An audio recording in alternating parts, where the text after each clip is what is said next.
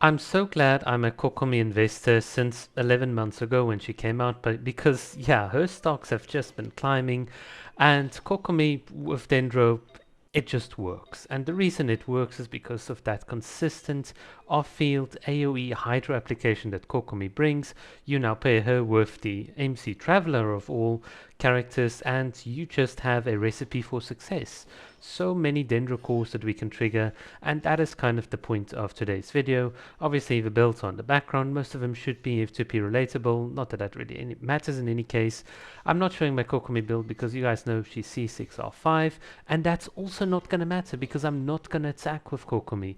I just need her to apply off-field AoE Hydro. That's it, and the rest of the team is going to do all the other work. So let's see what we can do. So here we go, we're going to sort of start triggering reactions.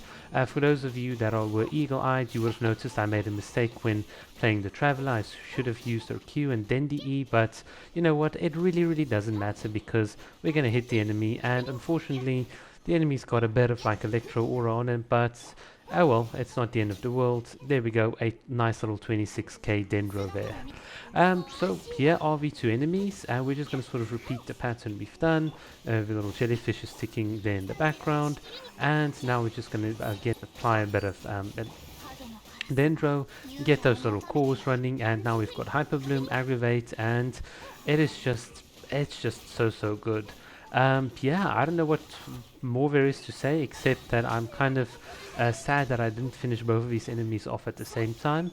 But in any case, this then does also show you that even if you do not finish them off, there is still enough time on the clock for you as an F2P to still take a bit more of your time on, let's say, the first floor and so on. I do think with a minute or so, whatever remaining, this or at least what I'm showing you in the background, should be F2P achievable. It should show you that there is a strategy to clear the current Spiral Abyss, which is kind of ending in 4 days, in which case none of what I'm about or what I'm demonstrating really matters, but hopefully this sort of gives you guys a very good impression. And I think even this right now, look at this, we are just triggering Electrocharge, Dendro reactions, Quicken, Bloom, Hyper Bloom, Aggravate. We're just triggering everything that can possibly triggered, and look how easy and how comfortable it is to defeat these sort of Ruin Guards. This is what makes these reaction team comps so good, is if you've got like a multitude of enemies, they just work really well. By the way, I skipped the little cryo hypostasis because honestly that boss is just such a loser. I really hate him. He really is, I think, one of the big weaknesses to team comps like this because he just constantly moves and is kind of like really trolly and so on. But yeah. In any case, as you can see, very comfortable. I did not at any point here attack with Kokomi, and despite the numerous amounts of gameplay mistakes, and I'm pretty sure there'll be a theory crafter out there pointing out, oh, you should have done this, you should have. At the end of the day, even with mistakes, even by playing badly, look at what we can achieve. And I did not use my C6R5 Kokomi. I can absolutely promise you if I used her, we would have cleared a lot faster.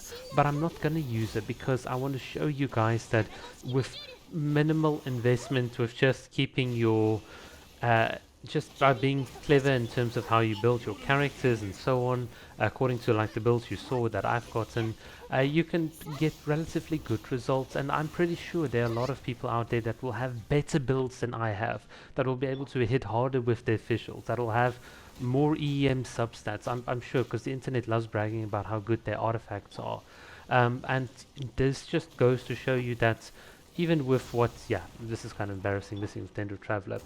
But in any case, it shows you that even with the bare minimum, or like, with what I've gotten, you can still do this very comfortably. So now let's just try and see if we can hit the little Ruin Guard. He is, I just sort of hate him because now he's going to go into this little phase, and for the life of me, I've played this abyss so much and I still can't figure out where I must freaking hit him. It just seems like random if I can disable him, but luckily we do disable him, so let's just sort of do a couple of things, a couple of reactions and so on. The reason why I hate this boss is because very often the small windows that he gives you to attack him very often messes up your cooldowns. They don't always align up with your cooldowns, so a boss like him is kind of like, ugh. Not really that fun to play against, but it is whatever. Speaking of which, we are almost here to at the end, and as you can see, yeah, we're just hitting hard. Sometimes we're getting nice Dendro numbers, and other times we, just because of rotations, we're missing out. But hey, 56 seconds on the clock, that's more than enough time for you to even again play like through the first half and so on. Let me just sort of show you the first half. What I'm going to do is, I didn't really intend on showing this, but just for interest sake, this is how this team would work. I'm going to attack with Kokomi because why not? Because I just sort of hate these bosses. They're kind of trolly and so on.